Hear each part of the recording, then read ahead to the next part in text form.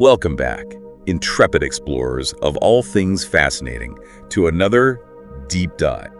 Hi, I am Aiden. Hi, I'm Cynthia. This is Berrijam Deep Dive.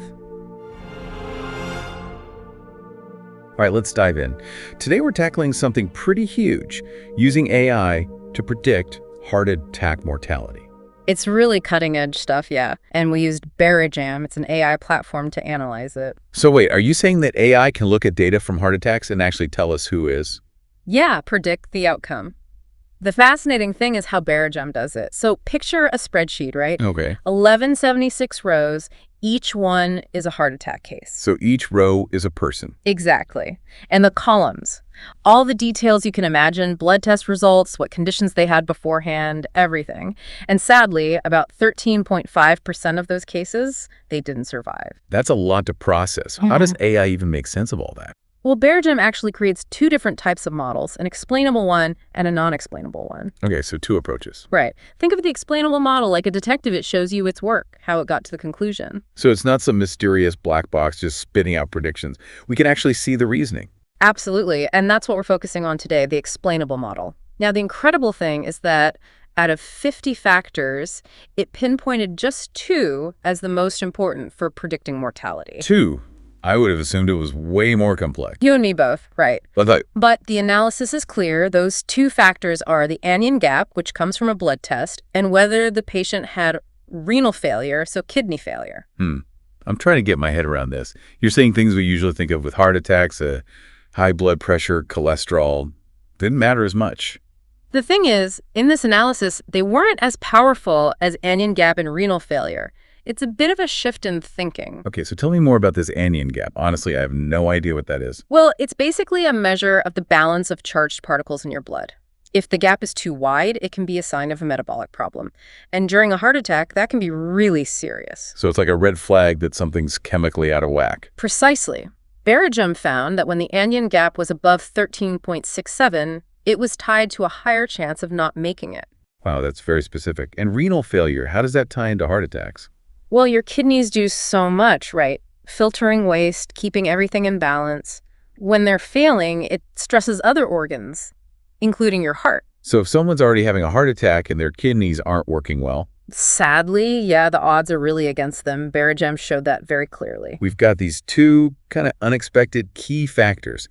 But Berrijam went further, right? It didn't just stop there. It grouped patients based on these factors. You're picking this up so fast. Yeah, it identified specific patient segments. It's basically saying these are the people we need to pay the most attention to. That's amazing. It's like the AI is helping us prioritize care. So what about these high-risk groups, the ones it flagged? The highest risk segment, patients who have an anion gap greater than 16.91 and renal failure. This group, unfortunately, had a much higher mortality rate than the others. Right, so it's not just one factor alone. It's the combination that's really dangerous. What about the other segments? Any other patterns there? For sure, like patients with a high anion gap but no renal failure.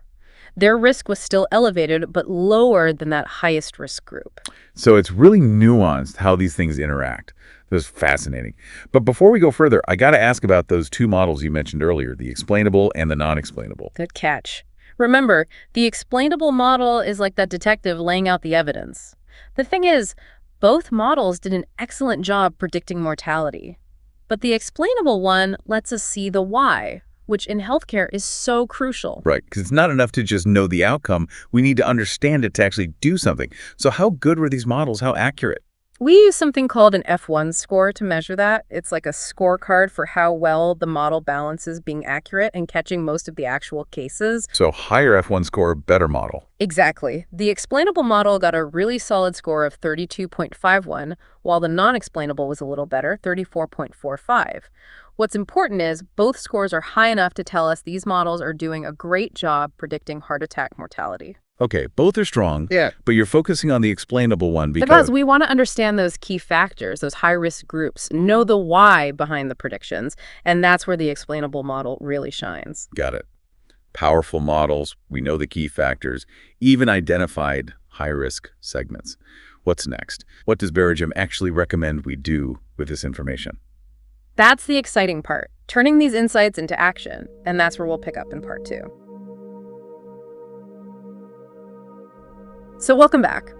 Before the break, we were talking about how Berrijam highlighted anion gap and renal failure as key factors for predicting heart attack mortality. It's definitely making us rethink what we thought was most important during those critical moments.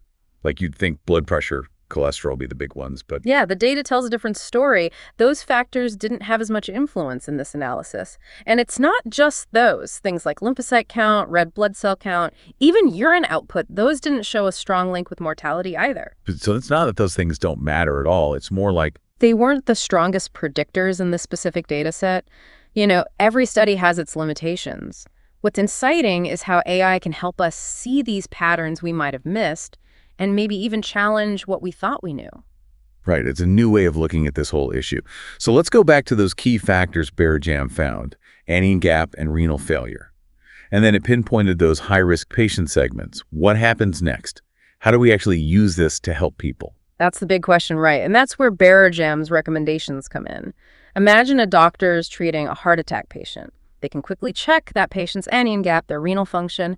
If those things are in the high-risk range, boom, they can take more aggressive steps right away. So instead of waiting and seeing, we can be proactive. Exactly. Think about tailoring treatment plans, more monitoring, getting specialists involved sooner. It's all about giving those high-risk patients the best possible shot. It's like a personalized early warning system.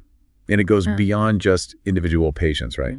Absolutely. Hospitals, whole healthcare systems can use this to develop new protocols. Think about risk assessment tools built right in, so high-risk patients are flagged the moment they arrive. That's incredible. So no one falls through the cracks. But how do we make sure everyone who needs it gets this knowledge? Massive training programs for all healthcare providers. We definitely need awareness, but technology can help us scale that knowledge quickly. Imagine integrating these insights right into electronic health records. Doctors could get real-time alerts based on a patient's risk factors. It's almost like having Berrijam as a consultant right there. Wait, so you're saying there could be a system where a patient comes in, they have these specific factors, and an alert pops up, hey, this person's high risk, pay close attention. That's the idea. It's combining human expertise with AI's insights, helping doctors make the best decisions in those really crucial moments. That would be huge. But even beyond these immediate actions, it feels like we're just scratching the surface. You're so right. As we get more data, refine our understanding, we can create even more personalized interventions. Imagine incorporating genetic info, lifestyle factors, even more precision in assessing risk and tailoring treatment. Mind-blowing. But what about the human element in all this? Are we heading towards algorithms making every decision? That's an important point. AI is powerful, but it's not replacing human judgment, compassion. It's not about automating healthcare. It's about giving healthcare pros the best info so they can make the best decisions for their patients. So a partnership, humans and AI working together. And this partnership goes beyond just clinical settings, right? You mentioned research earlier. How can these insights from Berrijam influence where research goes next?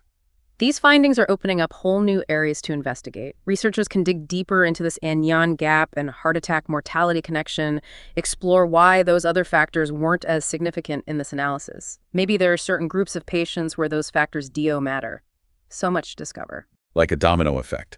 One discovery leads to a ton of new questions and research directions. And that's not even touching on how Berrijam could be used in other fields.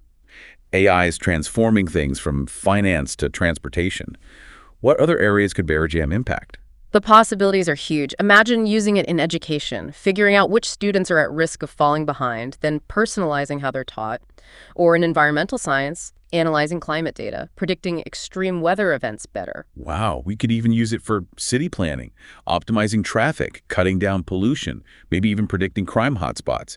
The potential for good is immense. But let's bring it back to heart attacks. These discoveries could really change things for the better for heart attack patients. Focusing on these key factors, those high-risk segments, we can step in earlier, make treatments more effective, and ultimately save lives. It's about moving away from reacting to problems and being proactive, using data, using AI to see what's coming before it hits. That's a powerful message of hope. It shows we're not helpless against heart disease. Exactly. By using these new tools, these insights, we can empower both healthcare providers and patients to make smarter choices and work towards a healthier future together. This has been incredibly insightful, really. We've seen how AI can uncover hidden patterns, challenge what we thought we knew, and show us what we can actually do about it. But before we wrap up part 2, I want to leave our listeners with something to think about. If AI can find these surprising links in heart attack data, what other mysteries are out there waiting to be solved? What other breakthroughs are just around the corner?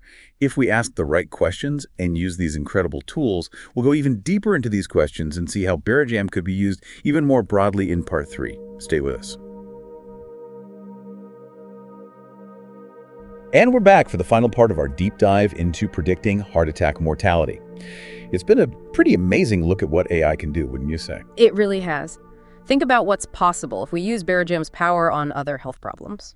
It's almost overwhelming, the idea that we could be on the edge of, like, a whole healthcare revolution. Yeah. Using data to guide everything, diagnosis, treatment, even preventing disease, personalized care plans. Exactly. Chronic conditions like diabetes, even cancer. Berrijam could analyze massive amounts of data, find hidden risks, predict how a disease might progress, maybe even point us to entirely new treatments. It's like having this superpowered detective working behind the scenes, nonstop, finding connections we humans miss, clues that could change how we think about health entirely. What I find so fascinating is that these AI insights can even help us understand how well different treatments work. Imagine comparing outcomes for different groups of patients, really fine-tuning the therapies to get the best results. So moving away from this one-size-fits-all approach to truly personalized medicine, treatments that are tailored to your genes, your lifestyle, your specific risks. Right. And we're also talking about a future where preventing disease is the focus. Imagine using AI to find people who are at high risk before they even get sick, intervening early, maybe even stopping those diseases from ever developing. So shifting from reacting to problems to being proactive, that's a huge change. It is. And this brings us back to what's so valuable about Berrijam. It takes this really complex data analysis and turns it into something we can understand and use. It's not just numbers, it's giving people the knowledge to actually make a difference. Because data without understanding is meaningless. Berrijam makes sense of it all, helps us see a path to a healthier future. Like a roadmap, but it's drawn using data and artificial intelligence, not just guessing or gut feelings. This deep dive has been eye-opening, to say the least. We saw the surprising things hidden in heart attack data, how AI could revolutionize healthcare, and most importantly, how we can turn what we learn into action. It shows what we can achieve when we combine human curiosity and our desire to solve problems with the power of AI. As we wrap up, I want to leave our listeners with a challenge. Don't be afraid of data. Ask the tough questions. And don't underestimate what AI can help us discover. It could be a future we can only imagine right now. Get out there, explore, ask questions. Dive into the data that's all around us. You never know what amazing things you might find. Thanks for joining us on this incredible journey. Until next time, keep exploring, keep learning, and keep pushing the limits of what's possible.